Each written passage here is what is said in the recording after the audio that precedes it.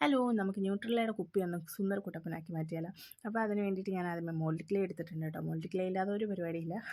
Okay, എന്നിട്ട് mould clay mix ചെയ്തിട്ട് ഇതേപോലെ ഒരു ബീഡിൻ്റെ മുകളിലായിട്ട് വെച്ചിട്ട് ഒന്ന് സെറ്റ് ചെയ്ത് കൊടുക്കുക. ഇതേ രീതിയിലൊന്ന് സെറ്റ് ചെയ്ത് കൊടുക്കുക കേട്ടോ. ഒരു ബ്ലൂബെറിയുടെ ഒരു ഷേപ്പാക്കി കൊടുക്കുക. അത് ഞാൻ ക്ലേ ബോൾ വെച്ചിട്ട് ഉണ്ടാക്കിയിട്ടുള്ള ബീഡാണ് കേട്ടോ. ഞാൻ അധികം വരുന്ന ക്ലേ ഒക്കെ അങ്ങനെ ചെറിയ ബീഡ്സ് ആക്കി വെക്കാറുണ്ട്. അങ്ങനത്തെ ഒരു ബീഡ് എടുത്താണ്. നിങ്ങൾക്ക് വേണമെങ്കിൽ മാലയുടെ മുത്ത് വേണമെങ്കിൽ യൂസ് ചെയ്യാം കേട്ടോ. പിന്നെ അതുപോലെ റാസ്ബെറി ഉണ്ടാക്കി എടുത്തിട്ടുണ്ട്. റാസ്ബെറി ചെറിയ ചെറിയ ബോൾസ് ഉണ്ടാക്കിയിട്ട് അത് അതേപോലെ സെറ്റ് ചെയ്ത് കൊടുത്താൽ മതി.